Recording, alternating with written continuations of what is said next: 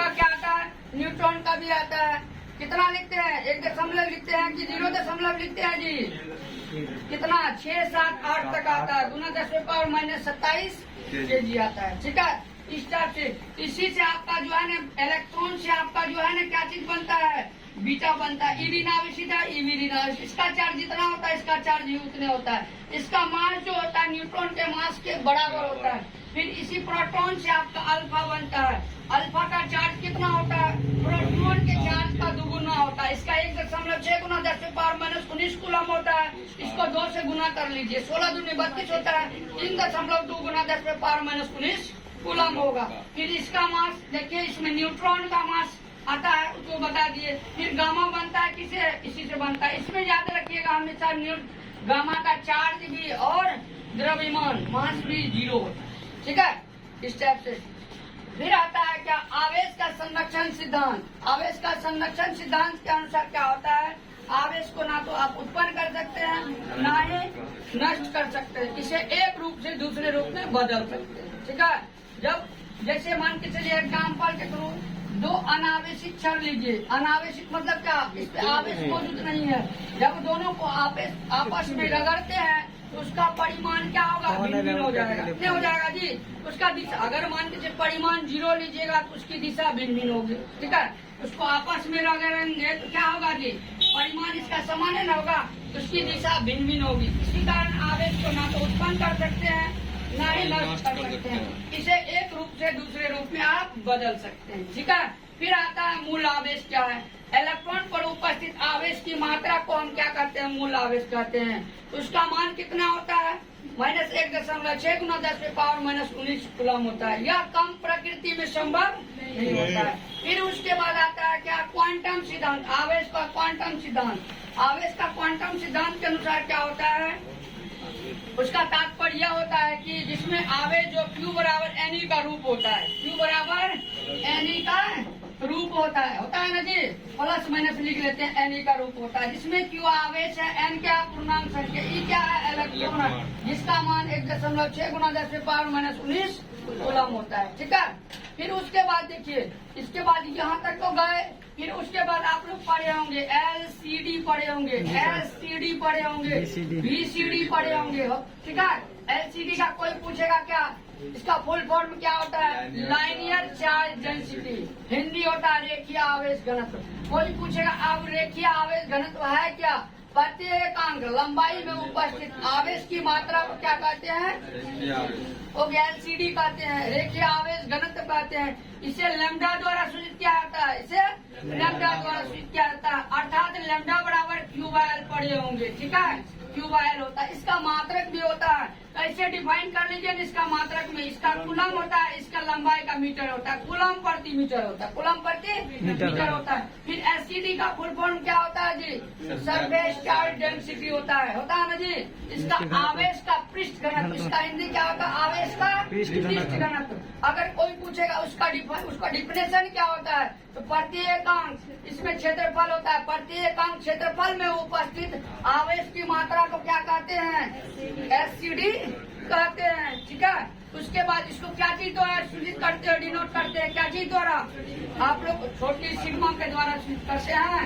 छोटी सिग्मा बराबर क्या होता है जी, Q/A आता है, Q/A आता है। तो इसका मात्रक क्या आता है, आप डिफाइन कर सकते हैं, कूलम प्रति मीटर स्क्वायर। हिंदी में लिखिए कूलम प्रति, ऐसे लिख सकते हैं, वर्ग मीटर भी रहेगा तो भी सही है। ठीक है, हिंदी में लिखिए, उसको डिनोट नहीं करते, उसका संकेत इतना होता है जी।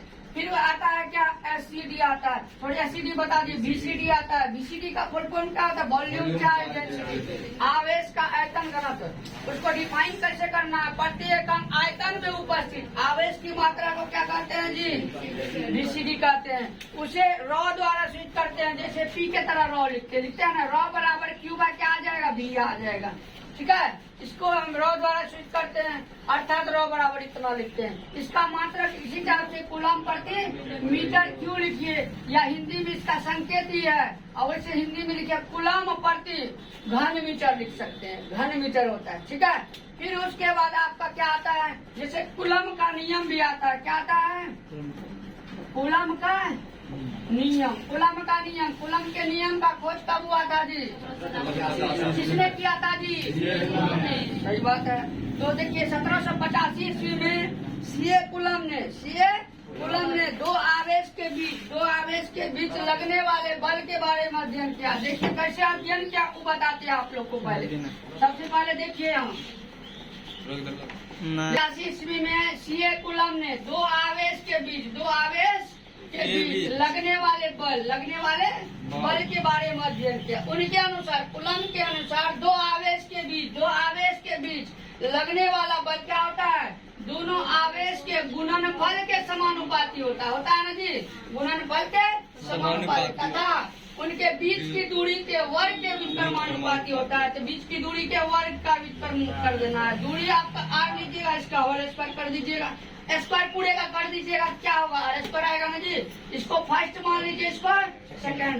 अब यहाँ समानुपात है, तो एफ जो है लिखा हुआ है, तो एफ 10 को रहेगा, उससे मतलब नहीं, समानुपात एक ही तो लिखा जाता है। तो इक्वेशन लिख सकते हैं, equation first and second from, मतलब समीकरण फर्स्ट और सेकंड। एफ समानुपात क्या आ जाएगा जी? Q1 और गुना Q2, बाय में क्या आ जाएगा? अरे गुना में लिखिएगा, गुना कीजिएगा तो बाय में इवेंट करेगा जी। तो यहाँ देखिए समानुपात है, कांस्टेंट जब मानिएगा तो बराबर में आ जाए, कांस्टेंट मानिएगा तो समानुपात समाप्त हो जाएगा। कैसे? तो देख लीजिए आप लोग को ध्यान से। जैसे एफ बराबर क्या लिखिएगा? Q1 इंटू Q2, अब बाय में क्या? R square. तो के कांस्टेंट मान लिए जी। जहाँ देखिए, जहाँ के क्या है? नियतांक है, कांस्टेंट है, अचल पद है, ठीक है। उसके बाद देखिए के किसके बराबर? प्रयोग के आधार पर के बराबर क्या आता है? 1/4 पाई एप्सिलॉन नॉट होता है ना, जिसका मान 9 गुना 10⁹9 आता है ना जी। न्यूटन मीटर स्क्वायर प्रति कूलम स्क्वायर होता है ना जी। इस टाइप से आप दर्शा सकते हैं। इसी के आधार पे आप इसी को तुलना करके जो है ना, आप एप्सिलॉन नॉट का मान ज्ञात कर सकते हैं। 8.85 गुना 10⁻⁻12 आता है कूलम स्क्वायर प्रति न्यूटन मीटर स्क्वायर। कैसे डिफाइन कीजिएगा? सबसे पहले के यहाँ लिखा हुआ है, वे किया है, इसका मान ही दिया हुआ है, इसका मान ही, दोनों को कोना कोने मल्टीप्लाई कर लीजिए। 4 और पाई का मान 3.14 बैठाइए। उसके एप्सिलॉन है वे क्या है, कोना कोनी तुलना करके जोड़ घटा कीजिएगा, गुना करने के बाद भागा देने के बाद आपका इतना आ जाएगा, ठीक है। फिर उसके बाद देखिए, उसके बाद मान के चलिए जैसे यहाँ कूलम का नियम है, उसके बाद कूलम के नियम के गुण आता है, उसकी सीमा आता है, विशेषता है, तो कैसे दर्शाइएगा? देखिए कूलम के नियम के महत्व को लिखना है, बताया ना आप लोग को। कूलम के नियम के महत्व निम्न होता है, ठीक है। यह बिंदु आवेश के लिए सही होता है ना जी, सत्य होता है। यह देखिए, यह खुला पृष्ठ है, यह खुले पृष्ठ के लिए लागू होता है, ठीक है। यह हमें 10⁻⁻15 मीटर से कम दूरी जो है ना, हमें से याद रखिए 10⁻⁻15 मीटर से कम दूरी पर लागू नहीं होता है। एक दो ठो जो है एग्जाम में दो ठो लिख देना है, कम से ज्यादा 3 ठो, कम से कम 2 ठो। एग्जाम में 2 नंबर ना पूछेगा जी, इस टाइप से आता है, ठीक है। उसके बाद देखिए ध्यान से सुनिए, और कथा इसमें है। जैसे मान के चलिए गुरुत्वाकर्षण बल आता है, विद्युत बल आता है। गुरुत्वाकर्षण बल और विद्युत बल में आप डिफाइन कर सकते, अंतर कर सकते हैं, डिफरेंस कर सकते हैं। जैसे विद्युत बल है, देखिए यहाँ लिखते हैं विद्युत बल हो गया, और उसके बाद आपका आता है गुरुत्वाकर्षण बल। ये आता है जी, गुरुत्वाकर्षण बल आता है। अंतर कर सकते हैं इसमें। विद्युत बल क्या होता है? गुरुत्वाकर्षण बल की तुलना में मजबूत होता है ना जी, नहीं होता है। ये जो है इससे बहुत ज्यादा मजबूत होता है, ठीक है। यह 2 आवेश के बीच लगता है, यह 2 द्रव्यमान के बीच लगता है। इसका आप लोग को पता है, यह मजबूत होता है, इससे ज्यादा मजबूत होता है। इसका खोज किसने किया था? विद्युत बल का खोज किसने किया था? कूलम ने। और गुरुत्वाकर्षण बल का खोज न्यूटन ने, ठीक है। इस टाइप से आप लिख सकते हैं, ठीक है।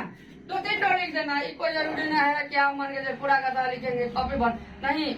देखिए साइंस पेपर में ध्यान रखना है, मेन पॉइंट लिखा जाता है। ये महाभारत कथा लिखने से 5 की जगह 10 नंबर नहीं मिलने वाला है, हमेशा याद रखिएगा। 2 नंबर है तो कितना शब्द में जवाब देना है जो कि 2 नंबर मिल जाए, ठीक है। फिर उसके बाद आता है आकर्षण बल भी आता है, मतलब आकर्षण बल भी आता है, प्रतिकर्षण बल भी आता है। आकर्षण बल में कैसे आता है? देखिए आकर्षण बल समझिए, आकर्षण होता है ना जी, आकर्षण होता है जी। आकर्षण बल बताइए कोई विद्यार्थी बोलिए। प्रतिकर्षण भी होता है, प्रतिकर्षण भी होता है। क्या होता है प्रतिकर्षण बल? क्या है बताइए कोई विद्यार्थी। दो समान आवेश के बीच लगने वाले बल को प्रतिकर्षण बल कहते हैं। तो देखिए इसमें आकर्षण में और प्रतिकर्षण में जब यहाँ समान रहेगा, जब दो समान आवेश के बीच लगने वाला बल का मान हमेशा, जैसे समान मतलब क्या, अब प्लस गुना प्लस बराबर क्या होता है, प्लस होता है। तो इसमें देखिए सबसे पहले अब माइनस गुना माइनस बराबर क्या होता है, प्लस होता है। जोड़ने वक्त माइनस का चिन्ह होता है जी।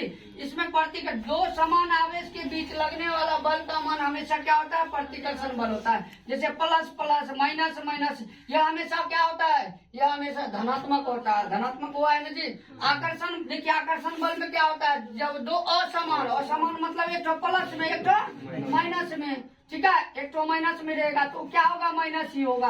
और माइनस गुना प्लस क्या होगा, माइनस ही होगा। तो हमेशा याद रखिए दो असमान आवेश, दो असमान आवेश के बीच, दो असमान आवेश के बीच लगने वाले बल के मान हमेशा क्या कहलाता है, आकर्षण बल कहलाता है। यह हमेशा क्या होता है, ऋणात्मक होता है। मैंने आया है ना जी, इस टाइप से आता है कथा। इसका किसका कथा बताए, विद्युत आवेश का, इलेक्ट्रिक चार्ज का बताए।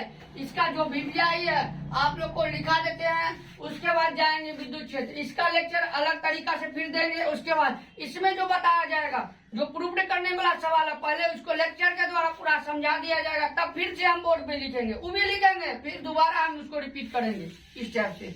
चलिए इसमें से विद्युत आवेश का जो वीवीआई लिख लीजिए, उसके बाद कल इसका बताया जाएगा। चलिए।